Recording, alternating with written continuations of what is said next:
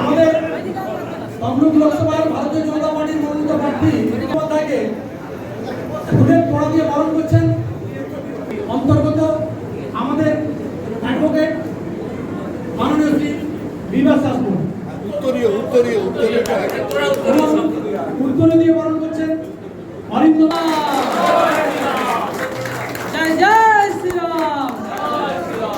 ভারত মাতা কি, ভারত মাতা কি। এবং তমলুক দেওয়ানি আদালত ইউনিটের ব্লক ইউনিটের পক্ষে শ্রী সুপ্রসন্ন কর 15 ফুলের তোড়া দিয়ে তমলুক লোকসভা কেন্দ্রের প্রার্থী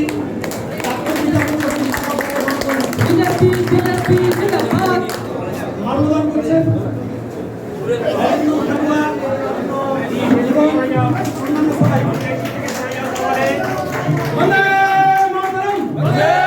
সবটা শুনবো বা আপনারাও শুনবেন।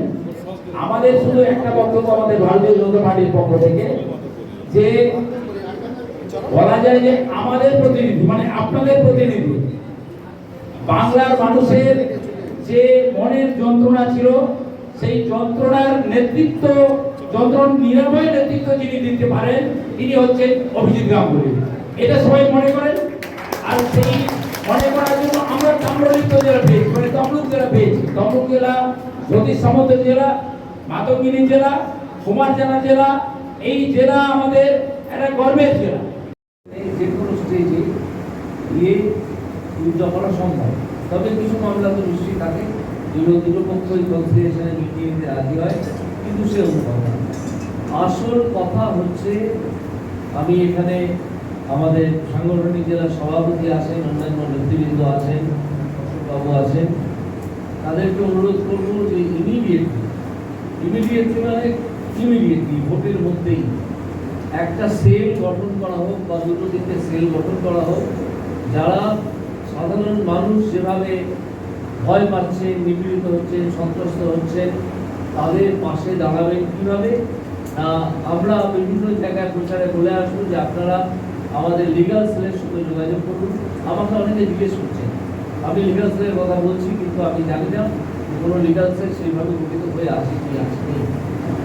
আমরা বলতে পারবো যে আপনি লিগাল সেলের সঙ্গে যোগাযোগ করুন এবং সেই লিগাল সেল থেকে যে কেউ তার সঙ্গে কথা বলবেন, তার সমস্যাটা বুঝবেন, তাকেও বুঝিয়ে দেবেন যে তার সমস্যাটা আদৌ কোনো সমস্যা যেটা আদালত গ্রাহ্য সমস্যা কি সমস্যা নয়, সেই বিষয়টা তাকে বুঝিয়ে বলে দেবেন। ধরুন একজন মানুষ, তিনি অনেক দিন ধরে বার্ধক্য ভাতা পাচ্ছেন। এই বার্ধক্য ভাতা স্টেটের একটা স্কিম। আপনারা সেই বার্ধক্য ভাতা কেন পাবেন না সেই নিয়ে একটা ছোট্ট পিটিশন তৈরি করে আর্টিকেল 226 আপনারা নিজেরাই হাইকোর্টে গিয়ে মুভ করে দিতে পারেন। এর জন্য এমন নয় যে হাইকোর্টের একজন আইনজীবীকে হাজার হাজার টাকা দিতে হবে তবে সেই মামলা হবে, ব্যাপারটা এরকম নয়। আপনারা নিজেরাই গিয়ে সেই মামলাটা ফাইল করে কোনো ক্লাবকে ধরে সেই মামলাটা ফাইল করে আপনারা গিয়ে সেই মামলাটা, যেদিন মামলাটা উঠবে বলে মনে করবেন, যা খবর রাখতে হবে। আপনারা সবসময় মামলা ফাইল করলে লিস্টে চলে আসে তা নয়, বা ফাইল করলে লিস্টে থাকে কিন্তু মামলাটা হয় অনেক দেরি করে, সেটা আপনারা যদি খবর রাখেন। আমি আপনাদেরকে সাহস যোগাচ্ছি, যারা যেতে চান অথচ যান না কোনো কারণে, আপনারা নিজেরাই গিয়ে সেই মামলাটা করতে পারেন।